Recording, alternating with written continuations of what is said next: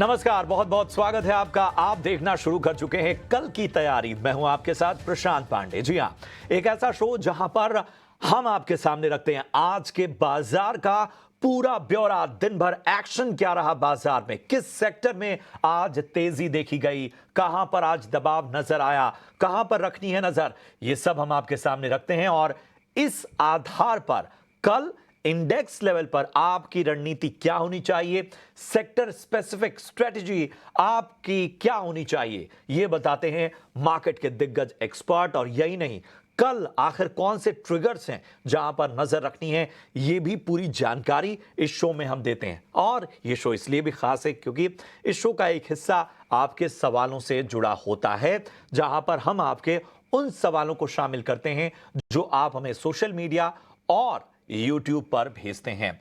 तो आपको बता दें कि आप अपने सवाल हम तक कैसे पहुंचा सकते हैं। तो सोशल मीडिया पर आप अपने सवाल भेजने के लिए हमारे ट्विटर और फेसबुक पेज पर जाइए, #KKT स्पेस अपना सवाल, और इन सवालों में याद रखिए अपना अपने शहर का नाम और किस स्टॉक पे आपका सवाल है, आपका नजरिया क्या है, लॉन्ग टर्म शॉर्ट टर्म जो भी नजरिया है वो जरूर बताइए, तो हम आपके सवालों को शामिल करेंगे। इनमें से कोई भी जानकारी मिसिंग होती है तो हम सवालों को नहीं शामिल करते हैं। इसके अलावा YouTube पर लाइव कमेंट करके भी आप अपने सवाल हम तक पहुंचा सकते हैं। YouTube पर भी कमेंट कीजिए, लेकिन कल की तैयारी के शो में हम पिछले दिनों यानी कल के एपिसोड में जो YouTube कमेंट पे सवाल आए हैं वो हम आज शामिल करते हैं। इसलिए जो आज आप सवाल पूछेंगे उसको कल के शो में जवाब की उम्मीद कीजिए।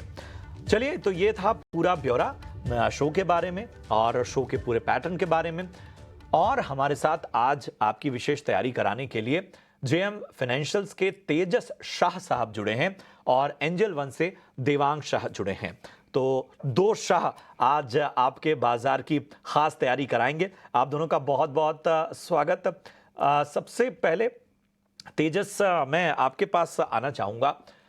बाजार की अगर हम बात करें तो बाजार से बेहतरी के संकेत तो हैं, और इन सब के बीच में हम ये भी देख रहे हैं कि निफ्टी जो है वो अभी भी 25,000 का लेवल कायम किए हुए है।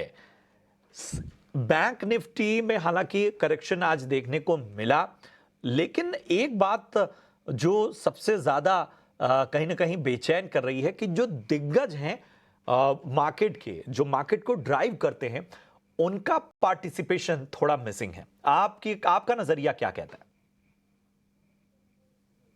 गुड आफ्टरनून आपको और तमाम दर्शकों को। निफ्टी की हम बात करें तो निफ्टी ने एक आज नया ऑल टाइम हाई का नया स्तर बनाया है। उसके बाद थोड़ी सी हल्की सी मुनाफा वसूली देखी हमने निफ्टी में। निफ्टी अगर देखेंगे तो पिछले 2 दिन से डॉजी कैंडल फॉर्म कर रहा है। डॉजी ये इंडिकेट करता है, it is a candlestick pattern जो इंडिकेट कर रहा है कि मार्केट में अभी इनडिसिसिवनेस है। निफ्टी लगातार अगर पिछले 7-8 दिनों से देख रहे हैं डेली चार्ट पे तो एक हायर हाई बना रहा है। और प्रीवियस जो ऑल टाइम हाई था 25,078 का स्तर आज उसने पार करके वहां से थोड़ी सी हल्की सी मुनाफा वसूली देखी है। बट जो 25,000 का जो एक साइकोलॉजिकल सपोर्ट है वो भी होल्ड कर रहा है। तो अभी निफ्टी क्या, because it is at all time high level, हम थोड़ा सा कंसोलिडेशन देख सकते हैं। अभी 24,950 और 24,800 ये दोनों अहम स्तर है। जब तक ये स्तर नीचे में ब्रेक नहीं होते हैं, मुझे लग रहा है कि ओवरऑल जो चार्ट स्ट्रक्चर है वो काफी अच्छा है। और ऊपर में अगर एक बार निफ्टी ने 25,100 के ऊपर अगर बंद देता है तो हम 25,250 से लेके 25,300 तक के भी लेवल देख सकते हैं। और बैंक निफ्टी की हम बात करें तो बैंक निफ्टी भी अगर देखेंगे तो पिछले 3-4 दिनों से 51,000 के ऊपर कंसिस्टेंटली ट्रेड कर रहा है। और इसकी जो 20 डे और 50 डे एक्सपोनेंशियल मूविंग एवरेज है जो करीबन 50,800 के करीबन है, वो भी होल्ड कर रहा है। बैंक निफ्टी में 51,000 के ऊपर ब्रेकआउट देने के बाद भी उसमें थोड़ा मोमेंटम स्ट्रांग नहीं है। बट जब तक ये 50,700 के ऊपर ट्रेड करता है, बैंक निफ्टी में हमें कोई घबराने जैसी बात नहीं लग रही है। एक बार अगर बैंक निफ्टी 51,300 का जो इमीडिएट बेसिस पे स्तर है वो अगर पार करता है तो हम एक fresh buying momentum bank Nifty में देख सकते हैं। और ऊपर में हम 51,550 से लेके 51,800 तक के भी लेवल देख सकते हैं। ये है इंडेक्स पर रणनीति तेजस जी की, जिसको आपको ध्यान में रखना है। देवांग जी, मैं आपके पास आना चाहता हूं। आज हमने देखा आईटी चला, आज हमने देखा कि कुछ चुनिंदा पीएसयू शेयर्स चले, आज हमने देखा कि शुगर शेयरों में अच्छी रैली देखने को मिली। कल हमने केमिकल और फर्टिलाइजर स्पेस में भी अच्छी रैली देखने को मिली थी और खबरों के दम पे भी कुछ स्टॉक्स में हमने एक्शन देखा, एनबीसीसी उनमें प्रमुख था। इसके अलावा अगर हम रिटेल सेगमेंट की बात करें तो वहां पर भी हमें अच्छी रैली देखने को मिली। हमें बताइए कि कल अब अगर हम बाजार को देखें तो किन सेक्टर्स को अपने रडार पे रखना चाहिए, सेक्टर कौन से होंगे जहां फोकस करना चाहिए? Very good afternoon. बात करें तो सेक्टर स्पेसिफिक की बात करें तो आईटी एंड फार्मा, ये दो सेक्टर हमें लग रहा है कि काफी अच्छा हमें मोमेंटम आगे भी आने वाले सेशन में देखने मिल सकता है। तो pharma stocks and IT stocks पे फोकस रख सकते हैं, बिकॉज ओवरऑल चार्ट स्ट्रक्चर भी देखे आईटी का। तो यहाँ से हमें काफी अच्छा बेस बना। आईटी सेक्टर की बात करें, काफी अच्छे हाइट ऑफ पैटर्न स्ट्रक्चर में आईटी सेक्टर अभी भी ट्रेड कर रहा है। शॉर्ट टर्म मूविंग एवरेज को लेकर अपसाइड अब रिज्यूम किया, तो आईटी एंड फार्मा में हम फोकस रखना चाहेंगे सेक्टर स्पेसिफिक। टी और फार्मा, इन दो सेक्टर्स को फिलहाल के बाजार के हिसाब से कल और आने वाले वक्त में अपने रडार पे रखिए। इस पर अहम रणनीति भी हम पूरे दिन बाजार के दौरान बताएंगे। आज भी हमने कई सारे सेक्टर को रडार पे लेते हुए आईटी और फार्मा की स्पेशली बात की थी, जिसमें हमने ग्रेन्यूल्स की भी चर्चा की थी, जो पसंद आता हुआ हमारे एक्सपर्ट्स को नजर आया था। आईटी में भी जो तेजी है वो साफ तौर पर नजर आ रही है। चलिए सवालों को शामिल करते हैं। दिलीप राज साहब का सवाल लेते हैं। एक्साइड इंडस्ट्रीज पर राय जानना चाहते हैं। 510 की इनकी खरीद है, तेजस 54 रुपए की इनकी बाइंग है। ऊपरी स्तरों की खरीद है, लेकिन अमरा राजा और एक्साइड ये दो स्टॉक ऐसे रहे जिन्होंने एक जबरदस्त रैली और एक साथ इनका मूव हमें देखने को मिला। हालांकि मुझे लगता है कि उसी रैली में इन्होंने इसको पकड़ने की कोशिश की है, इसलिए ऊपरी स्तरों की खरीदारी है। क्या राय होगी? तो एक्साइड इंडस्ट्री का अगर स्टॉक देखेंगे तो रिसेंटली ये स्टॉक ने काफी अच्छा खासा करेक्शन दे दिया है, बट जो चार्ट स्ट्रक्चर है वो थोड़ा वीक हो गया है।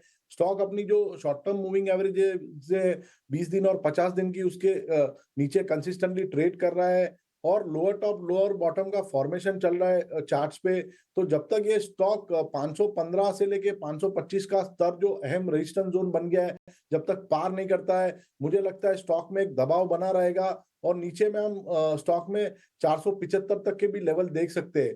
अगर 475 का लेवल अगर ब्रेक होता है ऑन अ क्लोजिंग बेसिस, तो मुझे लगता है कि डाउनसाइड जो मोमेंटम है वो एक्सेलरेट होगा और नीचे में 455 तक के भी लेवल आ सकते हैं।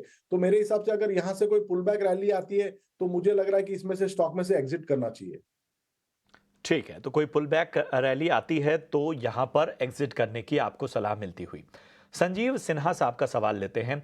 विप्रो पे राय जानना चाहते हैं। 550 की इनकी बाइंग है, 50 शेयर इन्होंने लिया हुआ है। हल्का नुकसान चूंकि आसपास ही है आज, हालांकि आईटी पॉकेट में जो तेजी है उसकी वजह से एक तरह से इनका जो नुकसान है वो थोड़ा कम होता हुआ नजर आ रहा है। बताएं देवांग, विप्रो में क्या करना चाहिए, आगे और रुकना चाहिए, कितना समय देना होगा? और विप्रो की बात करें, डेली चार्ट स्टॉक्स ने काफी वक्त के बाद एक कंसोलिडेशन जोन से बाहर आया, ब्रेकआउट देखने मिला है। विद द वॉल्यूम भी हमें आज देखने इसमें मिला है, तो होल्ड करने की सलाह रहेगी। 525 के यहाँ पे स्टॉप लॉस रखने की सलाह रहेगी। अपसाइड अराउंड 560 तक के लेवल्स देखने मिल सकते हैं विप्रो में। जी हाँ, तो 525 का स्टॉप लॉस यहां पर रखिए, आपका घाटा भी रिकवर होगा और मुनाफा भी होगा। शाहिद का सवाल लेते हैं। पीएनबी पर राय जानना चाहते हैं। 500 शेयर हैं और इन्होंने 113 रुपए के आसपास की खरीद की हुई है पीएनबी में। आ, थोड़ा इनका भी यही कहेंगे कि एक रैली में ही इन्होंने खरीदारी की हुई है। बताएं क्या करना चाहिए तेजस पीएनबी में? क्या लगता है कि आने वाले वक्त में 125 130 तक के स्तर आ जाएंगे, और अगर आ सकते हैं तो कितना समय देना होगा? देखिए, PSU as a banking space काफी अंडर परफॉर्म कर रहा है काफी दिनों से, और ये जो स्टॉक है पीएनबी का वो भी एक सीमित दायरे में ट्रेड कर रहा है। ऊपर में अगर देखेंगे तो एक 119 और 120 के करीबन काफी स्ट्रॉन्ग रेजिस्टेंस जोन है, और नीचे में जो इसका लंबी अवधि की जो मूविंग एवरेज है 200 दिन की, वो करीबन 111 के करीबन है। तो ये 10 रुपए के दायरे में ट्रेड कर रहा है। ऊपर में रेजिस्टेंस 120 का है और नीचे में सपोर्ट 111 का है। तो मुझे लग रहा है जब तक इधर साइड ब्रेकआउट या ब्रेकडाउन नहीं आएगा, ये कंसोलिडेशन जारी रहेगा, क्योंकि इन्होंने एक लंबी अवधि के हिसाब से स्टॉक लिया है। मैं उनको एडवाइस करूंगा कि वो 111 का स्टॉप लॉस रख के होल्ड कर सकते हैं पोजीशन। 111 का स्टॉप लॉस रखिए और होल्ड करने की आपको सलाह लंबी अवधि के हिसाब से। असीम दास साहब का सवाल लेते हैं, वेदांता पर राय जानना चाहते हैं। 300 शेयर इनके पास हैं, 457 457 की इनकी खरीद है। फिलहाल इनके भाव से स्टॉक का ऊपर है, फायदा यहां पर होता हुआ। वेदांता मजबूत स्टॉक है। तेजस बताएं, इनकी बाइंग भी 457 की है और कितना समय दें, कहां तक के लक्ष्य आपको दिख रहे हैं? देखिए, मेटल एज अ सेक्टर 2-3 महीने से अंडर परफॉर्म किया था, लेकिन रिसेंटली अगर देखेंगे तो 5-10 दिन में मेटल सेक्टर ने काफी अच्छी स्ट्रेंथ दिखाई है। तो आने वाले दिनों में हमें लग रहा है मेटल एज अ सेक्टर थोड़ा आउट परफॉर्मेंस दिखाएगा। और वेदांता की बात करेंगे तो वेदांता हमारी टॉप पिक है। ये स्टॉक ने रिसेंटली अभी एक डाउनवर्ड स्लोपिंग ट्रेंड लाइन से ब्रेकआउट दिया है, और इसका जो प्रीवियस स्विंग हाई था 462 का, उसके ऊपर कंटिन्यूअसली ट्रेड कर रहा है। तो मुझे लग रहा है ये स्टॉक में बने रह सकते हैं। इसमें इनको एक थोड़ा डीप स्टॉप लॉस लगाना रखना पड़ेगा 445 का। और अगर इनका 1 से 2 महीने का नजरिया है तो ये स्टॉक में हम 505 तक के भी लेवल देख सकते हैं। तो होल्ड करने की सलाह रहेगी with stop loss below 445 for a target of 505 on the higher side. से अगला सवाल लेते हैं महेंद्र सिंह का। इंजीनियर्स इंडिया लिमिटेड पर राय जानना चाहते हैं। इंजीनियर्स इंडिया लिमिटेड उन चुनिंदा पीएसयू शेयरों में से हैं जिसमें आज रैली देखी गई। बाजार बंद होने तक 5% तक का उछाल इसमें देखने को मिला। हालांकि इनकी जो बाइंग है वो ऊपरी स्तरों की है, 236 की इनकी बाइंग है। देवांग, जरा राय दीजिए, इंजीनियर्स इंडिया लिमिटेड कब तक रिकवरी हो सकती है, इनके भाव का? इंजीनियर्स इंडिया की बात करें तो स्टॉक्स में देखा आफ्टर द करेक्शन स्टॉक एक प्रीवियस कुछ सेशन में काफी एक रेंज बाउंड सेशन देखा गया था। आज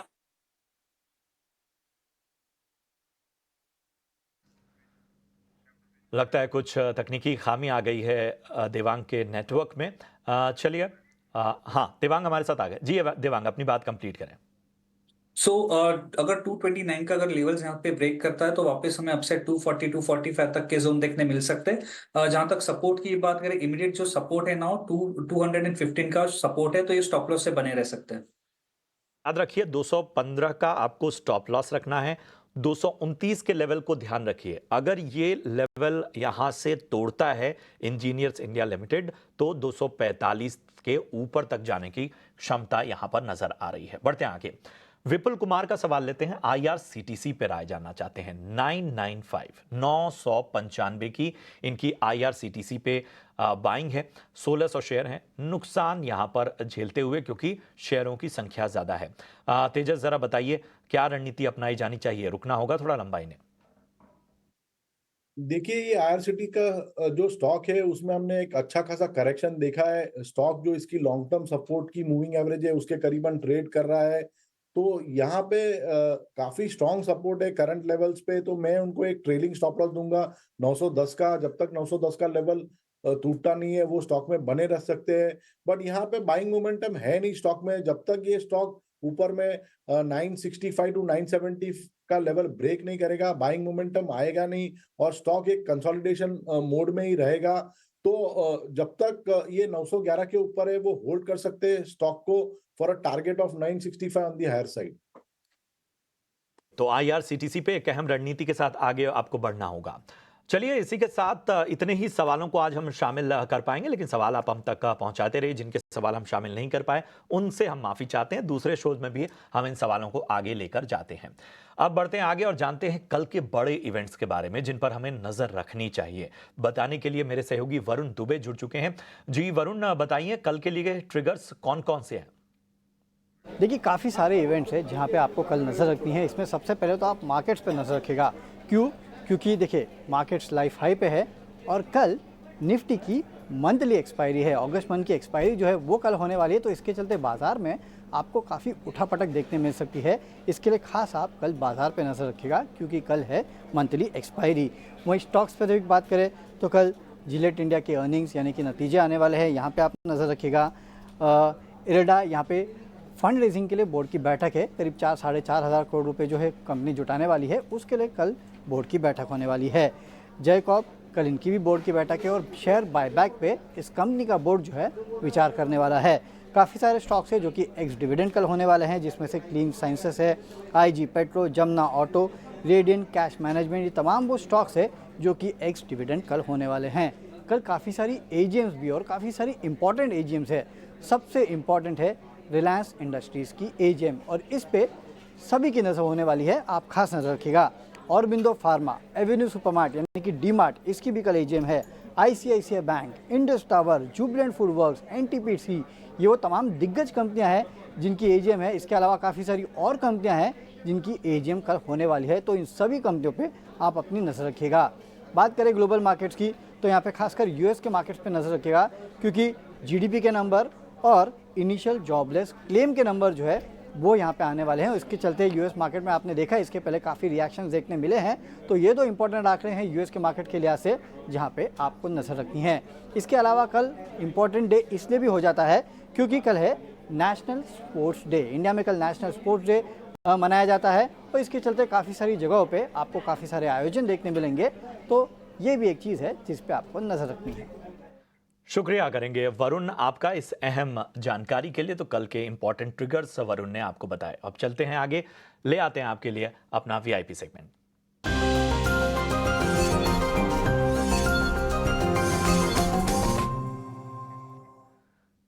तो देवांग, सबसे पहले मैं आपके पास आना चाहूंगा, बताइए आपकी नजर में आज वीआईपी पिक के तौर पर कौन से स्टॉक हैं? जैसे हमने बात की फार्मा सेक्टर्स काफी अच्छी एक स्ट्रॉन्ग मोमेंटम दिख रहा है, तो उसमें सिप्ला है। सिप्ला का ओवरऑल हम चार्ट स्ट्रक्चर है काफी एक स्ट्रॉन्ग पैटर्न बना हुआ है डेली चार्ट। तो सिप्ला खरीदने की सलाह रहेगी। स्टॉप लॉस रखना है 1590, टारगेट है 1672। नेक्स्ट स्टॉक रहेगा वोल्टास। वोल्टास की बात करें तो हमने daily chart stock height of hard structure में अभी भी स्टॉक में देखने मिल रहा है। ओवरऑल ट्रेंड इसमें एक पॉजिटिव ट्रेंड बना हुआ है, तो वोल्टास खरीदने की सलाह रहेगी। स्टॉप लॉस रखना है 1720, टारगेट है 1835। 1835 के लक्ष्य के लिए और सिप्ला आपको 1672 के लक्ष्य के लिए खरीदारी करने की सलाह देवांग जी की तरफ से। तेजस, आप बताएं आपके रडार पे कौन से स्टॉक हैं? तो आज का मेरा जो पहला स्टॉक है वो भी फार्मा सेक्टर से। फार्मा सेक्टर में हमने आज काफी अच्छा ट्रैक्शन देखा है, तो डॉक्टर रेड्डी मेरा टॉप पिक है फार्मा सेक्टर से। ये स्टॉक थोड़ा सा चल चुका है, तो थोड़े हल्की सी डिप में बाइंग करने की सलाह रहेगी। Stock higher top higher bottom का फॉर्मेशन बना रहा है और अपनी जो 20 डे एक्सपोनेंशियल मूविंग एवरेज है उसको कंसिस्टेंटली होल्ड करके बाउंस दे रहा है। तो ये जो स्टॉक है डॉक्टर रेड्डी का, आपको बाय करना है करीबन 6900 से लेके 6950 के बीच में। इसमें आपको स्टॉप लॉस लगाना है 6700 के नीचे। पहला लक्ष्य रहेगा 7200 का और दूसरा लक्ष्य रहेगा 7400 का। इसके अलावा जो दूसरा स्टॉक मुझे पसंद है वो मेटल सेक्टर से है, और वो है हिंडाल्को लिमिटेड। हिंडाल्को का अगर चार्ट स्ट्रक्चर देखेंगे तो काफी स्ट्रॉन्ग चार्ट स्ट्रक्चर है। मूविंग एवरेज क्रॉसओवर भी रिसेंटली स्टॉक ने दिया है, और एक अच्छे खासे रैली के बाद स्टॉक 2 दिन से साइडवेज कंसोलिडेशन में ट्रेड कर रहा है। तो मुझे लग रहा है ये स्टॉक आने वाले दिनों में आउट परफॉर्मेंस दिखा सकता है। तो हिंडाल्को का स्टॉक आपको करंट भाव पे बाय करना है। इसमें स्टॉप लॉस आपको लगाना है 689 का। पहला लक्ष्य रहेगा 725 का और दूसरा लक्ष्य रहेगा 745 का। हिंडाल्को आपको 725 पहला लक्ष्य, 745 दूसरा लक्ष्य। इसके अलावा डॉक्टर रेड्डीज की बात करें तो 7200 पहला लक्ष्य, दूसरा लक्ष्य 7400, और बाकी लेवल्स का ध्यान रखिए। चलिए चलते चलते आप दोनों से आपके डिस्क्लोजर चाहेंगे। बताइए तेजस जी, अपना डिस्क्लोजर दें। तो जो भी स्टॉक्स हमने आज डिस्कस किए हैं उसमें मेरी कोई पर्सनल पोजीशन है नहीं, बट हमने हमारे क्लाइंट को रिकमेंड किया हो सकते हैं। डिस्क्लोजर देते जाएं। जो भी स्टॉक ने हमने चर्चा की वो मेरी पर्सनल होल्डिंग में नहीं है, पर हम हमारे क्लाइंट को सजेस्ट करते हैं, उनके पास पोजीशन हो सकती है। शुक्रिया करेंगे देवांग, शुक्रिया करेंगे तेजस, आप दोनों का इस चर्चा में जुड़ने के लिए, निवेशकों का मार्गदर्शन करने के लिए, बाजार पर अहम रणनीति और कमाई के मौके बताने के लिए। इसी के साथ कल की तैयारी में मुझे और मेरी पूरी टीम को दीजिए इजाजत। आप देखते रहिए ईटी नाउ स्वदेश। नमस्कार।